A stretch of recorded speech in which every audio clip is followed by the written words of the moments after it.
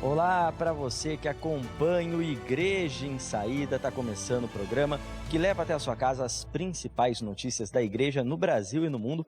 Que bom ter a sua companhia nessa sexta-feira e, como você já percebeu, num ambiente diferente, né?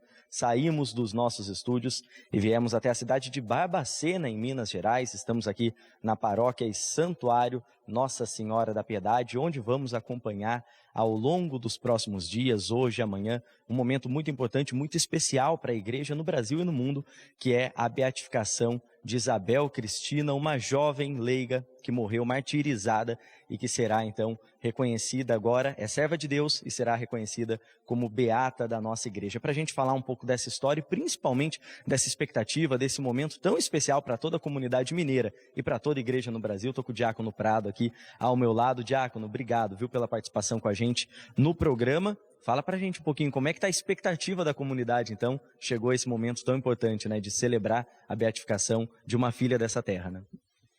Estamos muito contentes, radiantes mesmo, né, a expectativa de longos anos para esse momento tão precioso, tão especial para a nossa arquidiocese mariana e de modo todo especial para Barbacena, onde nasceu a serva de Deus Isabel Cristina, a partir de amanhã, beata Isabel Cristina. E, Diácono, a história de Isabel Cristina traz um martírio, traz uma morte brutal, muito triste, mas traz também exemplos, lições para os dias de hoje, né? A gente tem uma jovem leiga dedicada à igreja e, ao mesmo tempo, também uma mulher assassinada por um homem, no que hoje a gente conhece, configura por feminicídio, né? Que reflexões a gente pode tirar do exemplo da história de Isabel Cristina? É realmente uma história muito linda. Ela deixa para todos nós, especialmente para a nossa juventude, um grande exemplo de fé, de oração, que ela tinha uma vida de oração piedosa, era uma moça comum, vivia naturalmente sua vida normal daquela época, mas carregada de virtudes, de fé, de esperança, dedicada ao trabalho, à vida de oração, à vida em família, à prática da caridade, como vicentina que ela era, seguindo os passos de seus pais, que coordenavam o movimento vicentino, não só em Barbacena, como em toda a nossa região, na nossa arquidiocese também. Diácono, queria aproveitar então, pedir para o senhor deixar um convite para quem está em casa, né? Mesmo quem não puder vir até Barbacena, amanhã então, sábado, 10 horas da manhã, a celebração dessa beatificação, mas para acompanhar da sua casa através da oração, estar unidos com toda essa comunidade nesse momento. Sim, nós temos convidado toda a nossa arquidiocese, todas as pessoas, enfim, para acompanhar de perto esse fato inédito, essa celebração inédita da nossa arquidiocese. A primeira beatificação da arquidiocese mariana e a primeira santa de Barbacena. Então todos podem acompanhar através dos meios de comunicação, da televisão, do rádio, dos meios sociais, esse grande acontecimento que será celebrado amanhã, dia 10, às 10 horas, no Parque de Exposições, que é um lugar amplo, de fácil estacionamento e fácil acolhida de todas as pessoas que lá comparecerem. Quem estiver lá, tudo bem. Quem não puder estar presente, fisicamente, presencialmente, que esteja acompanhando em suas casas, através dos meios de comunicação. Diácono, obrigado, viu, pela participação com a gente aqui no Igreja em Saída. Continuaremos juntos, então, ao longo das próximas horas aqui, até amanhã, nesse momento tão bonito, tão importante para a Arquidiocese de Mariana, como o Diácono disse, para toda a igreja no Brasil, né? A futura beata serva de Deus, Isabel Cristina, que foi assassinada por um homem que queria abusar sexualmente dela, e ela, de maneira muito firme na sua fé, resistiu até as últimas consequências, até a sua morte. Então, um martírio que vale a pena ser celebrado e vale a pena ser refletido por toda a comunidade no Brasil, para que a gente possa aprender com esse exemplo, esse testemunho de fé da futura beata Isabel Cristina. Agora quero convidar você que está assistindo o nosso programa também a continuar com a gente, porque você sabe, né? Sexta-feira é dia da participação do Observatório da Comunicação Religiosa aqui no Igreja em Saída, e hoje Padre Dário traz uma reflexão muito importante sobre esse clima de polarização e violência que o Brasil vive nos últimos tempos. Vamos conferir.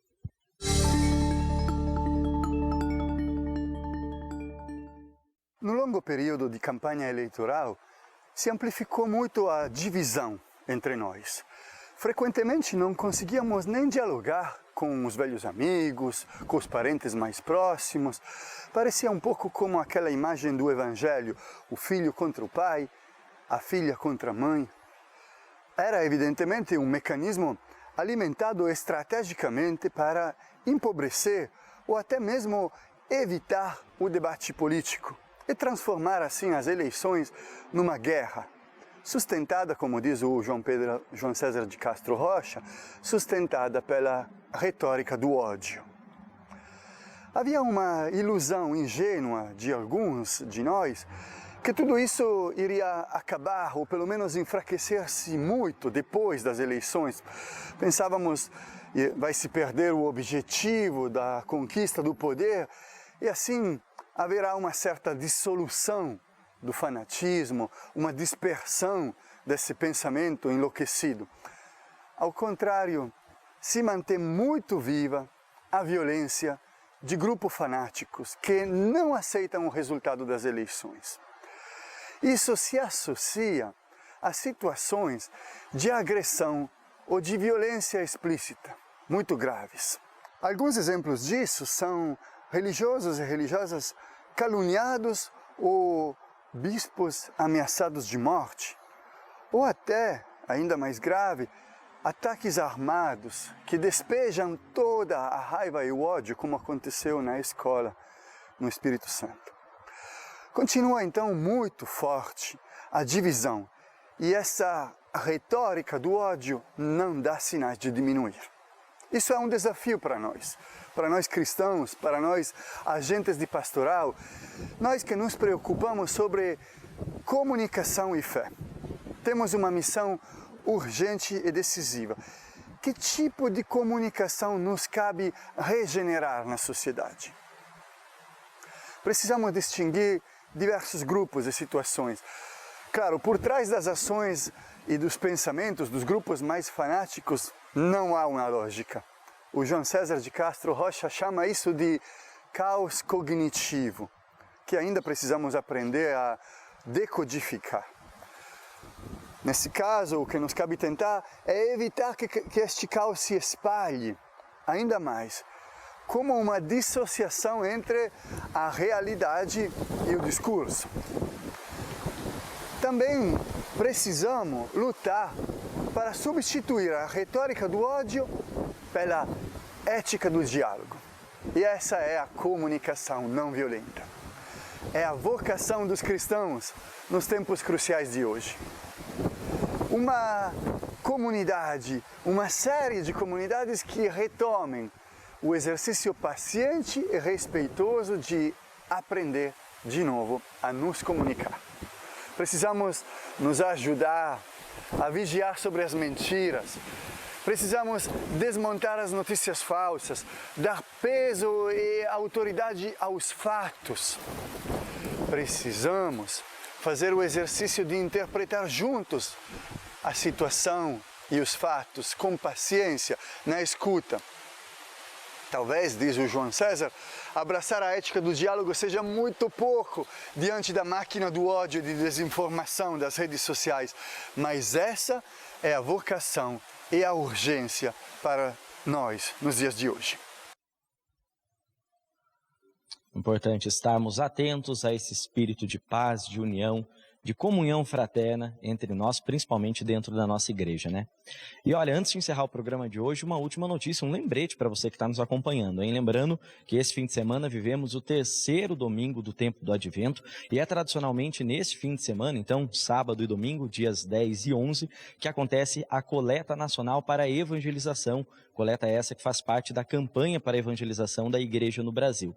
Lembrando que tudo que é arrecadado nessa campanha será destinado justamente para as ações missionárias e evangelizadoras da nossa igreja, a maior parte do que é coletado, inclusive ficando na própria comunidade diocese. Um exemplo, por exemplo, do destino, né, de tudo que é arrecadado, que é recebido dos fiéis, é o trabalho na formação de catequistas. Então, é um gesto concreto muito importante de toda a igreja no Brasil e a gente reforça o convite para que você se engaje nessa causa, nessa corresponsabilidade pela evangelização da igreja no Brasil e participe da coleta nacional para a evangelização nesse sábado e domingo, tá bom? A gente fica por aqui, lembrando que na segunda-feira a gente tem encontro marcado com mais informações e, claro, com tudo o que aconteceu aqui na beatificação de Isabel Cristina em Barbacena, Minas Gerais. Até lá, tchau, tchau.